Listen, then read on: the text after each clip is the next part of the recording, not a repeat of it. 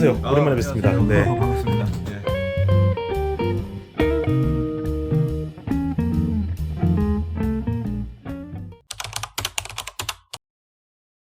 최근에 지금 변호사님이 계시는 LA랑은 굉장히 많이 떨어져 있지만 네, 그 뉴욕 시장이 또 무슬림 시장이 또 새로 당선되면서 네, 네. 또 이민에 관한 얘기를 굉장히 많이 했어요. 지금 트럼프랑은 또 완전히 반대되는 이야기잖아요. 전문가신 변호사님이 보시기에는 네. 어떠세요? 당연히 뭐 전체로 가긴 좀 어려울 수 있겠죠. 그렇게 보는 게 맞을 것 같아요. 왜냐하면은 이민법이라는 거는 그 연방법이에요. 그 연방법이 제일 힘이 센 거예요. 쉽게 말하면. 그 연방 밑에 주가 있는 거죠. 스테이트가.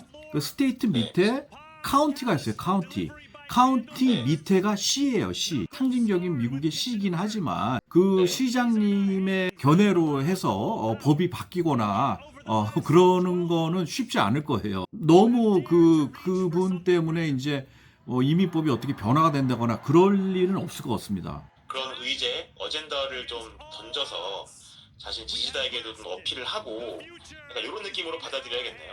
네, 그렇죠. 올해 굉장히 큰 일들이 많았잖아요. 이 이민 아유. 정책과 관련해서. 사실 많았죠.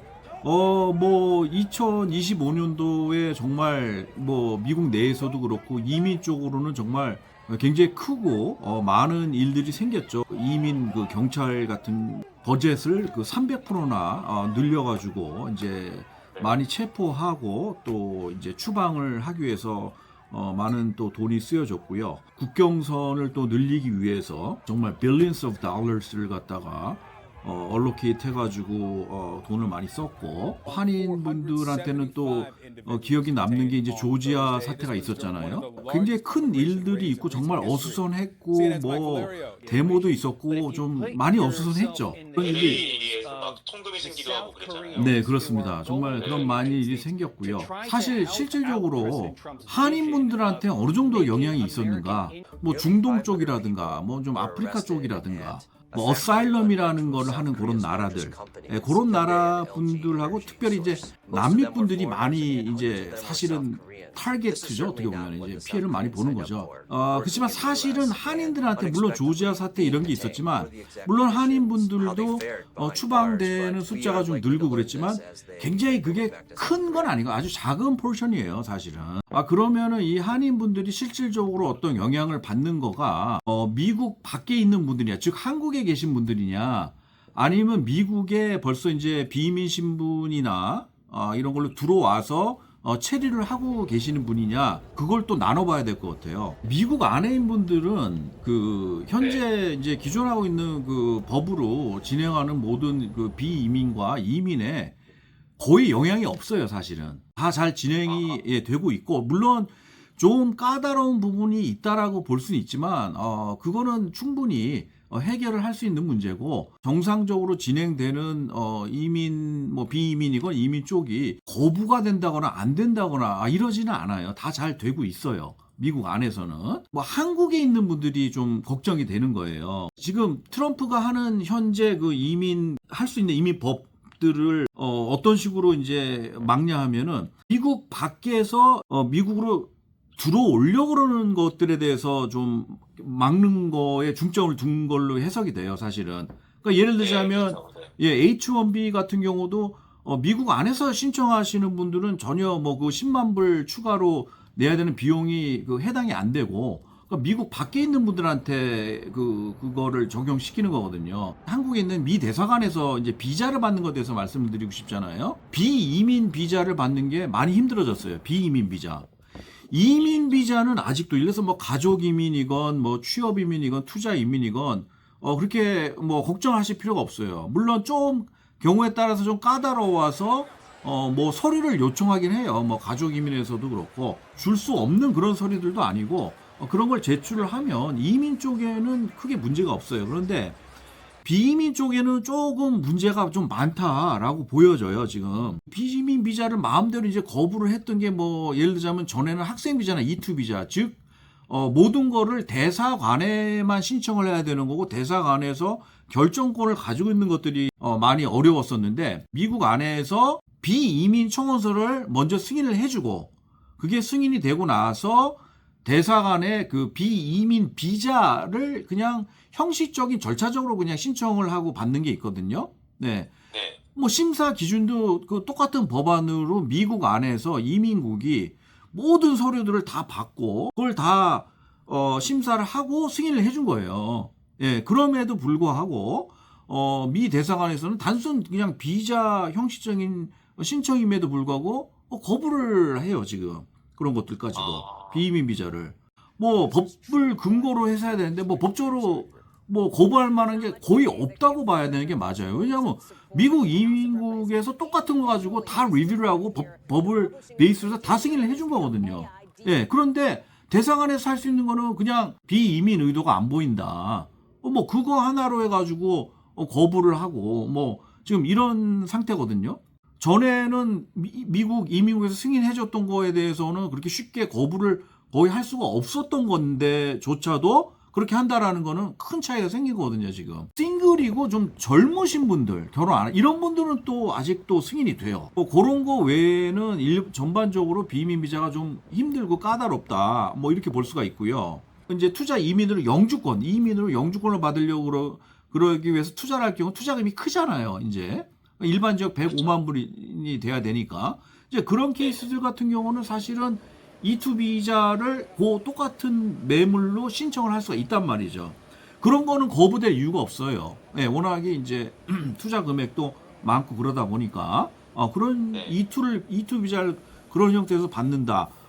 그런 거가 문제가 없을 것 같고 학생 비자 같은 것도 젊은 사람이 정규 학교에서 정규 학위를 공부하는 걸로 이렇게 한다. 뭐 이런 것들도 뭐 큰 문제가 없을 거고 그런데 그 이외에 이제 비이민 비자는 전반적으로 좀 까다로울 것 같습니다. 또 한국에 계신 분들이 한 가지 이제 유념을 해야 될 건 뭐냐면 비이민 비자를 신청을 하잖아요. 그러면 이제 비이민 비자를 신청했다 거부가 되면 지금 에스타 이제 2년 승인 받은 것도 같이 거부가 돼요. 그러면 이제 그게 낭패가 될 수가 있는 경우들이 있어요. 그러니까 들어와서 뭐 해야 될 게 있는데 그게 안 된단 말이에요. 예를 들자면은 일을 하고 싶으신데 이제 일이 안 된단 말이에요. 예.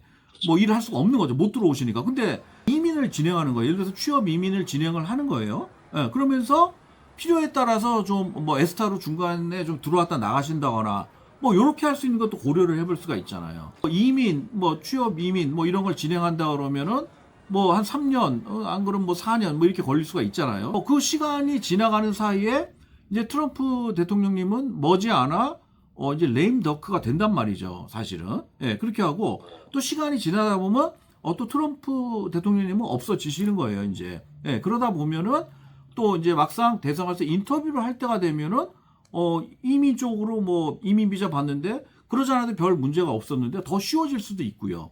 예, 그러니까 그런 방법도 상황에 따라서 좀 한국에 계신 분들은 고려를 해보는 게 어떨까? 예, 그 생각을 좀 해보고 있습니다. 규제하는 것 자체가 약간 법에 근거한 게 아니기 때문에 사실은 준비하는 입장에서도 이렇게 좀 뚫어갈 수 있는 방법이 많지 않다는 게 좀 문제인 거잖아요. 내가 비이민 의도가 있다는 걸 증명하고 싶은데 영사가 그 말을 안 들으려고 그럴 수가 있어요. 아예.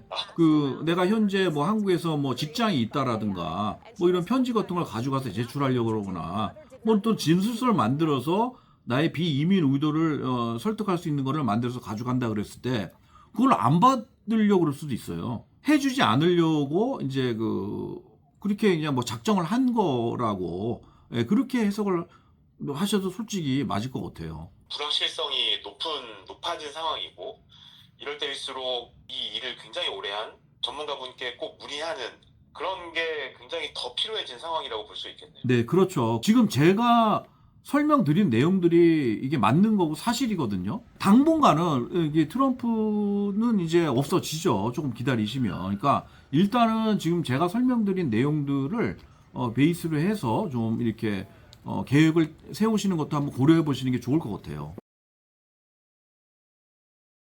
내년에도 또 어떤 일이 생길지 좀 모른다는 게 좀 불안 요인이긴 한데 어떻게 보세요? 내년에도 지금이랑 비슷할 거예요. 예, 계속 비이민 쪽은 까다로울 거고 이민 쪽은 그래도 그나마 잘 될 것 같고요. 예, 그런 거고 제가 말씀드렸듯이 뭐 비이민 비자를 굳이 뭘 선택을 하셔야 된다 그러면 사실 뭐 아까 많은 투자를 하는 뭐 E2 비자라든가 아니면 좀 젊고 좀 그 결혼 아직 안 하신 분들, 예, 그런 분들이 좀 많이 하시는 게 좋을 것 같고요. 가능한 한 계속 당분간은 좀 트럼프 시대에서는 비이민 쪽을 조금 피하는 게 좀 좋으실 것 같아요. 그 골드 카드에 대해서 말이 많이 있잖아요. 예, 뭐 그러니까 네, 맞습니다. 그 새로운 이게 법안 이렇게 뭐 이렇게 프로포즈하고 이런 것들은 그게 다 될 거다. 뭐 그런 얘기 많이 하시는데 입법화가 되는 절차를 거쳐야 또 될 수가 있고 예, 그런 거기 때문에 현재 존재하고 있는 이민 법안 그 방법을 어떻게 잘 활용을 할 거고 어떤 것이 유용한 거를 피하는 게 좋고 예, 이런 것들에 포커스를 하시는 게 좋지. 앞으로 확실히 나오지 않은 법안에 대해서 나는 앞으로 이렇게 할 거야. 그거는 안 될 수도 있어요. 네, 그런 것들 좀 감안하시는 게 좋을 것 같고요.